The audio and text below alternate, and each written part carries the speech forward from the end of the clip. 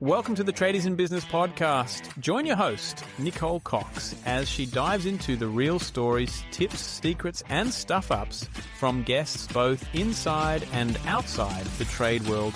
Nick is here to help you break free from the grind, reduce money stress, and build a trade business that truly works for you.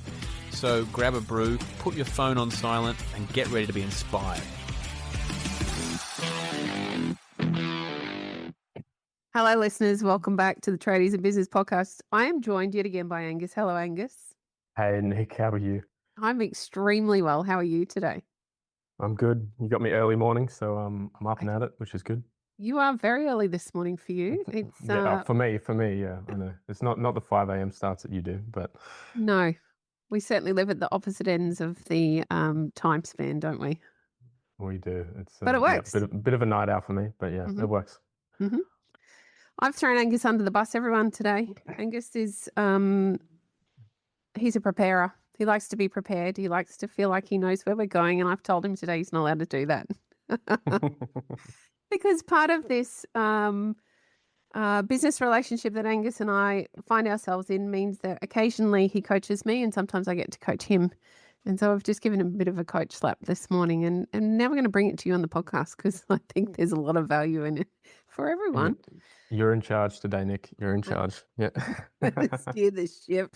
We were just talking about marketing. So we were talking about the challenges with marketing. Because if I rip the Band-Aid off and I'm really, really honest, Angus, people don't trust coaches and they often give accountants a bad rap. And so I feel like you and I are both kind of starting from behind the wall.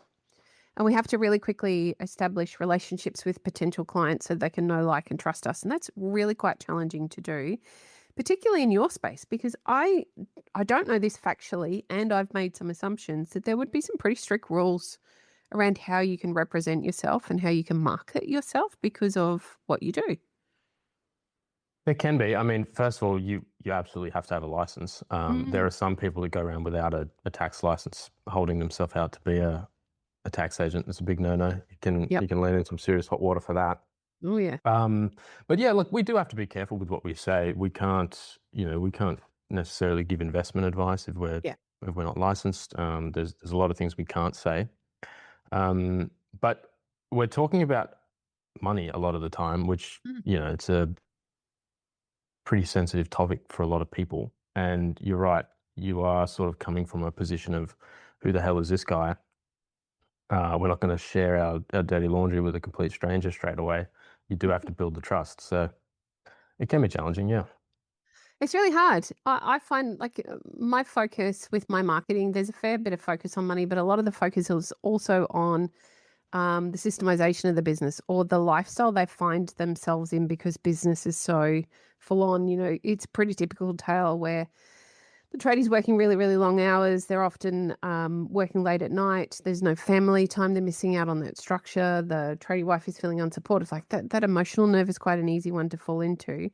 But when we talk about money, it feels like judgment to many, many people. And so in my opinion, it actually makes it much harder for you to market yourself. At least I've got a couple of sweet, easy areas to fall into with some positive pain, where for you, I feel like you have to kind of market around money in one sense or another. And there's a lot that you can't say. So it becomes very stuck. I guess a lot of it is around people getting to know and like and trust you, which means it's your face all the time. Yeah, very true. We do have one advantage, and that is that if you don't lodge your tax return, you might go to jail. So I think you could almost categorize my clients and accounting, the clients of accountants in general, in terms of sort of discretionary and non-discretionary. So there are a chunk of clients, often smaller clients, who they come to see you purely to stay out of trouble, stay out of jail, and lodge the tax return, right? So we have that on our side, right? People have to do this unless they want to lodge themselves. They're going to have to get an accountant. So that does drive a lot of business. But they're often your sort of smaller clients who you might chat to once or twice a year and you just lodge the return and move on. The other sort of clients, which I much prefer working with, and I think we can, do a lot more high value sort of work together with, are the bigger clients who, yes, we have to lodge the tax return, but there's also a hell of a lot more we can do. And then that's when you get into that discussion there about how do you market and attract those clients as well. Mm. So yeah, I definitely put them in two different buckets. Who are the people that you like to work with, Angus? Because, I have a particular type of client I prefer to work with. Doesn't mean that I say no to other people. There's just a particular type that would be my preference or my niche. But what does that look like for you? Mm. Yeah, I mean, you know me, a lot of my clients are tradies. So Mm, that's my bread and butter. Anyone running a trade business mm, is right in the middle of that. But I have plenty of clients who aren't tradies, and are doing all sorts of things, running cafes and bakeries and digital marketing and all sorts of different things. So across the spectrum, really, it's a business owner who, yes, has to lodge their tax return and their financials, but is actually interested in mm, growing a business. And you might be small, just starting out.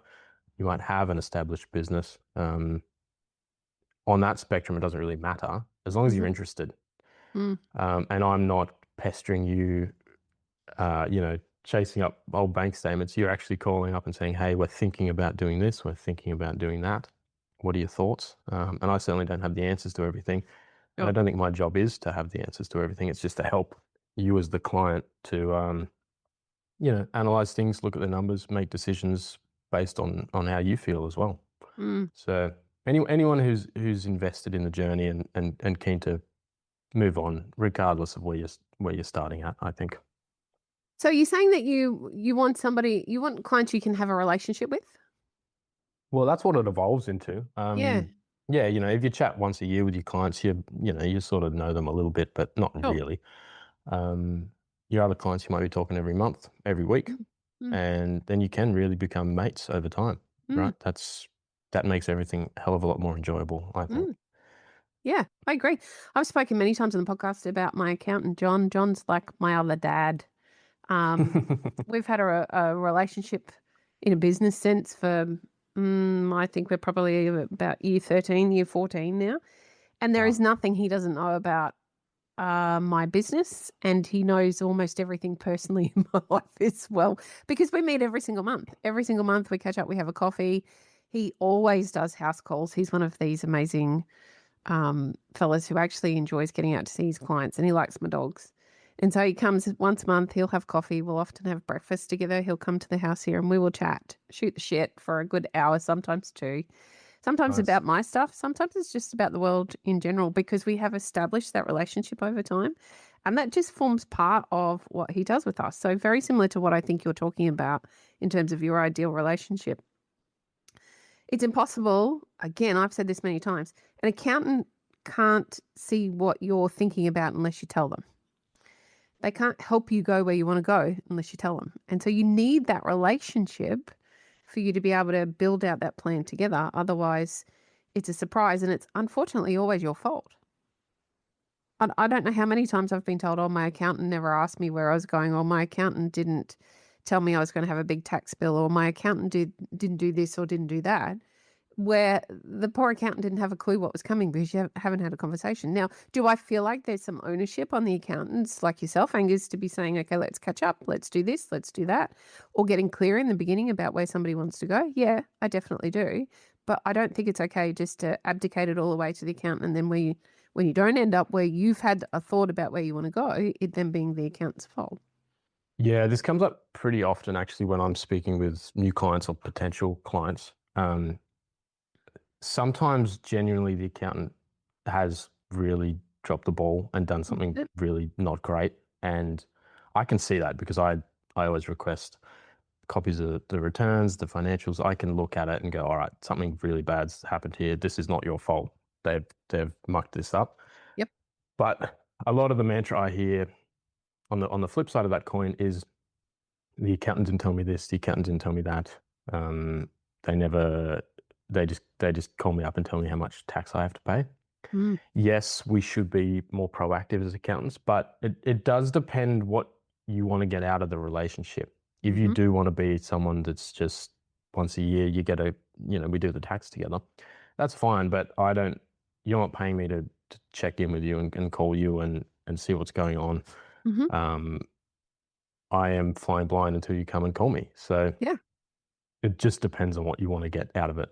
And there are some, and I do like to remind clients as well that with some of the legal and tax obligations, it does at the end of the day fall on you. So if you're a director of a company and you've now got a DPN, a director's penalty notice, and you've been lumped with all these debts and you're now personally liable for 200 grand worth of tax debt, and you say, oh, my accountant never told me. Mm.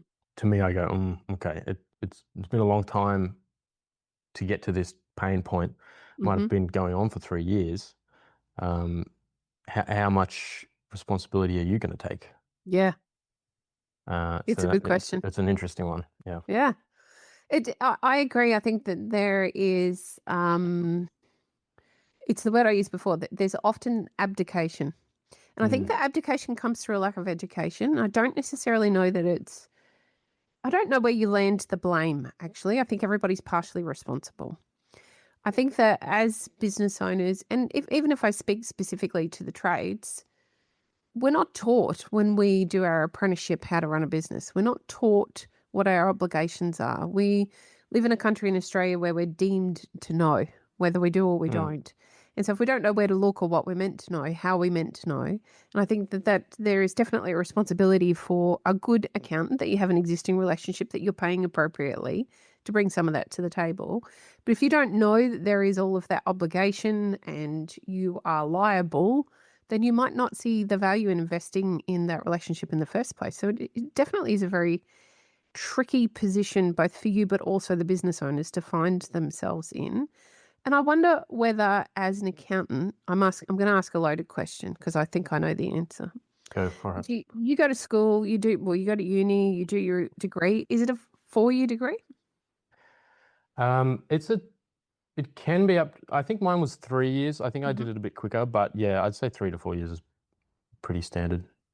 Okay, so 3 to 4 years. You learn a lot of stuff about money and numbers and spreadsheets. But do you learn how to run a business?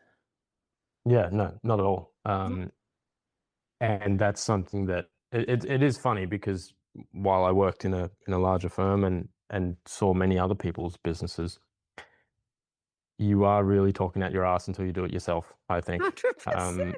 Like it just changes your perspective so much when you actually go out and do the exact things that you're telling your clients to do. Exactly. Particularly around growing the business and allocating your time and all those things, I hesitate to say, but you don't know what you're talking about until you do it. No, I think you're absolutely right. And I feel like, so you might be in a small advantage because you understand all of the tax obligation, the financial obligation stuff, whereas some business owners may not.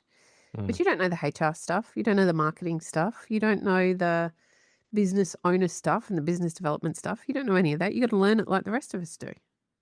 Yeah, absolutely. So yeah, I think as an accountant, we do have an advantage in the admin side of things and the finance side of things. We know how to set up our own business and lodge your own tax returns and do all of that, all the bookkeeping. I don't even have to think about that for my business. But marketing, not a clue, right? When I started out, I mean, I'm sort of old school. I just get on the phone and try to call people and try to drum up relationships with people I think I work well with and do it that way. But I wouldn't have a hope if you asked me to run some ads online. Not a clue. And so, I'm in a position where I think I can grow and run my business my way without having to do a lot of that stuff. But yeah, there's plenty we're just working out just like everyone else, right? I think it's very helpful to understand that accountants are humans too. We're not machines. They're not. They're not. It's not just about the data input and output. There's actual relationships to be had with your accountants to get the absolute best from that relationship for you. Because not only is it great for you, Angus, you've got happy clients that want to continue to build their relationship with you. It's great for the client to be able to get where they want to go. And we can't. Let's face it. You can't do it without that support. You need the support. You need the help. You need sometimes to be pointed in the right direction. Sometimes it's a plan. Sometimes it's somebody to bounce the ideas off to get where you want to go. It's very hard to do it without, and there's a legal obligation with yours, which means that we do have to have you around. So why not develop a relationship with your accountant so that you can have that support as you go? I'm going to ask another leading question.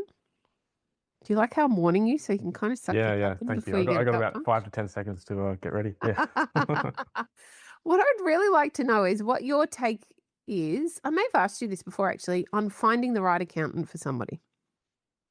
We have spoken about this before. It is just about speaking the language, right? Mm, Being a communicator and not being not scared, but just being willing to just throw questions out. I don't know the answer to so much. Someone will come to me running a business that I've never done the books for before, mhm, and I'm pretty open about that. And they go, all right, tell me how your business works. mhm. Explain it to me. And I think if your accountant's willing to learn from you and you're willing to learn from them, ask all the dumb questions. That's how I think you can have a good personal relationship. Mm. And then obviously all the other stuff, make sure, lodging things on time. I was chatting to another accountant recently, and on his website, he's got this little disclaimer, and he says, and it's basically saying your fee will be determined by how well you communicate. So Oh, I love that. if you communicate promptly, you get everything we need, you answer our questions, you ask us questions back, we can do our job a hell of a lot easier, and we're going to work with you really, really well. Yep. And you're not going to be paying for all the mucking around in the background, asking you 4 times for a bank statement. Yep. And I sent him a message and I said, mate, that is great. I'm going to put that in my emails, I think. It's a big one. So yeah, it's the same as everything, right? It is communication. That is the number one thing I think you should be thinking about. And it's a two-way street. Your accountant's got to be a good communicator, but you've got to be willing to communicate back. I couldn't agree more. I feel as though communication is really important. We need to know, I mean, your accountant needs to understand where you're going. So you need to be able to have those intense conversations with them. And I feel as though there's still this misconception that we as business owners, and I'll speak specifically to trade business owners because that's who I talk to all day, every day, they often feel like there is an air of superiority that is exuded by their accountants. And this is one of my favorite things about you, Angus, because you're Angus. You are, I hesitate to say just Angus, and you are down to earth and very easy to talk to. And so it becomes a conversation where people, I watch the clients in our sessions, they instantly trust you. And that just comes from the common language. It comes from being able to relate to their business journey. You're open and vulnerable and talk about your own business journey. That makes a big difference for them, I think. And I see time and time again when somebody comes to me early on and I might ask them some financial questions they don't know the answer to. And so my natural next question is, well, can you help me understand why you don't know the answers to these questions? And invariably something will come up about being uncomfortable to talk to the accountant, or I don't really know how to ask, which means they can't talk to the accountant for whatever reason. So how do you go about, like, I think for you it happens naturally, but maybe it didn't. Maybe this is actually something that you were taught somewhere along the road. But how do you, from a relationship perspective with your potential clients, how do you ensure that there is that opportunity for them to feel okay with being vulnerable and open when they don't know something? Good question. Thanks for the compliment as well. I'll take You're that, Nick. welcome. Appreciate that. Yeah, I'm not sure. I think it just comes from being a human and chatting like a human. I'm not sure I was taught that by my mentors.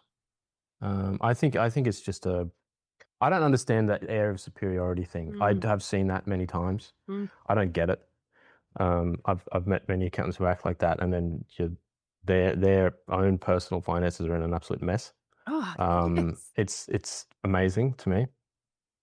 Yet you still talk with the air of superiority. So no, Yes. I don't understand that. I really don't get it.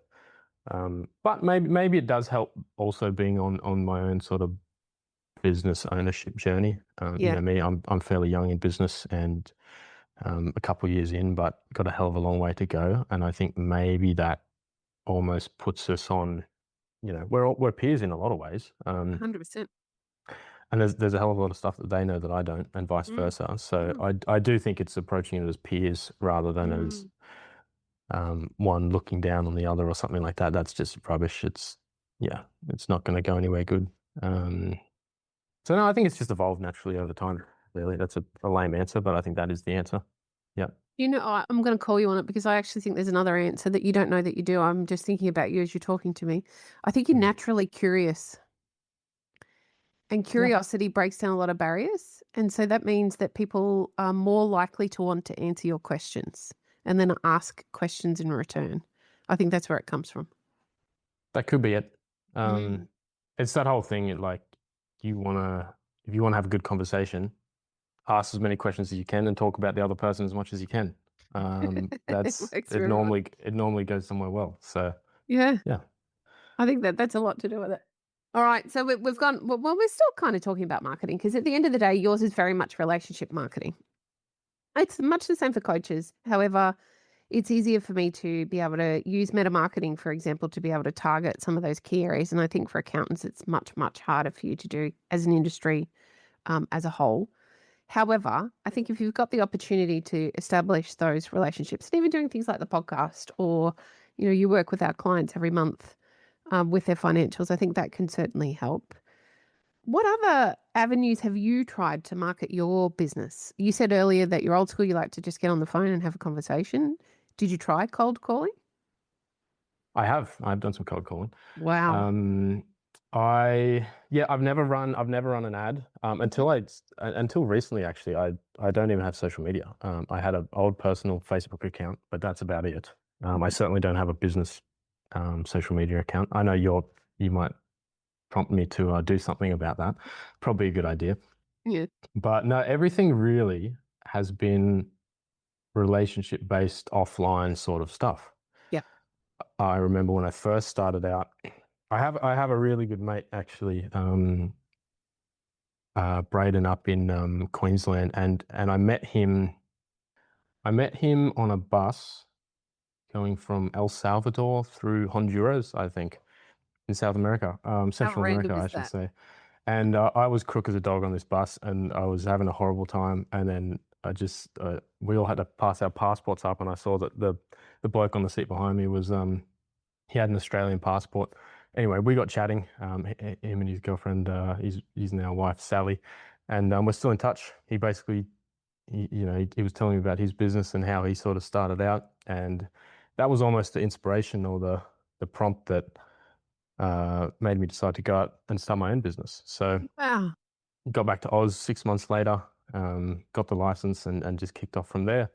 And as a starting point, I actually hit him up and I said, "Hey, mate, Yeah. I'm just starting out. Let's keep in touch." And there were some clients that weren't quite right for him, Mhm. and he ended up sending them down to me. And that was sort of some of my first clients came from him. And that sort of evolved from there. And a lot of my clients come by way of referral from existing clients or referrals from people I know. Yep. Some are referrals from other accountants or mortgage brokers or financial advisors. Mhm. And it's really for me just trying to build out a network of like-minded people. Mhm. And when their clients have a problem, they think of me. Yes. And it's a similar thing with you and your clients and your business. Yeah. So that's sort of how I think about things. I have done some cold calling. There was some proposed laws down here for Victorian builders around new minimum financial requirements, and they have come in, but they've come in vastly watered down from what they were Yep. proposed to be a few months back. And so as part of that, I did a bit of a cold calling campaign, and I hated it at the beginning. It was just dreadful. But honestly, you get a couple calls in, never had a bad conversation. No. At absolute worst, it's, "Oh, no, not interested, see ya," and it's, "Okay, Yeah. goodbye." And at best, you just have a good conversation with some dude and you hear about his business. Yeah. And yeah, I would recommend to anyone. It's a cool experience. It's like eat that frog Oh thing, yeah. right? You do it first thing in the morning for an hour, and then you're done. The rest of the day's a win. So It's going to teach you a lot about your personality, that's for sure. Whether you've got an ego or not. Okay, so this has actually been quite self-serving for me. Hopefully it helps you as well, Angus. The reason I wanted to talk in this area today was to help those people that are listening understand that an accountant is no different to them. That not only are they human and they have the same business challenges that they have, but going into business, they don't really know a lot more than you do. Sure, they might have a trade in being able to teach you about numbers and lodge tax and give you great advice, but they're no different than you. They're just the same. And so we're all making it up as we go. And I think it's a really valuable lesson to find the right accountant for you. You need to be have these kind of conversations. Ask them about their business. See what they have to say about that. You were really right before when you said about some of the arrogance or the air of superiority. Coaches are the same. I cannot tell you how many coaches I have met that have the messiest, crappiest business in the background because they're not walking the talk. They'll talk about it, but they don't actually do what they talk about. And so I think that when the goal here is to find people that you can relate to, that you can trust and you can work with. So ask them about their business, ask them about their experience. And I think that can go a long way to finding the right person for you. Yeah, agree. And I think one thing you said there is so true. It's that everyone's making it up. Yeah. When I first started as an accountant and also in business, but primarily as an accountant, you kind of just assume that people who've been around for a while know what they're doing. Not the case whatsoever. Not true at all. Everyone is just making it up at some point, all the way through. Really, Yep. yeah. We get very good technically at certain things, but it really is just making it up and building the plane as you're flying it, as they say. So you're never going to be ready to start, never. And I remember I was thinking about going out on my own a few years earlier, and I just thought I'm not ready. There's so much I don't know. I'm nowhere near ready, but I ended up going on a trip and taking some time off and seeing a bit of the world, and it sort of really changed the perspective and just what's the worst that can happen? You just have a go and you work it out as you go, and that's what everyone does. So I love it. Thank you for being prepared to go down a rabbit hole with me today where you had no idea where we were going or what the agenda really was. I had faith, Nick. Yeah. Well, that's key for there'll be more of these kind of episodes on your feed very soon. Angus, thank you for giving up so much of your time today and having a candid chat. I really appreciate it. No, it's always good to chat, Nick. I'll be talking to you soon. You absolutely will. Thanks for listening. You've been listening to Tradies in Business podcast with Nicole Cox. Find out more about today's guest, tools for your trade business, and other cool stuff at tradiesinbusiness.com.au.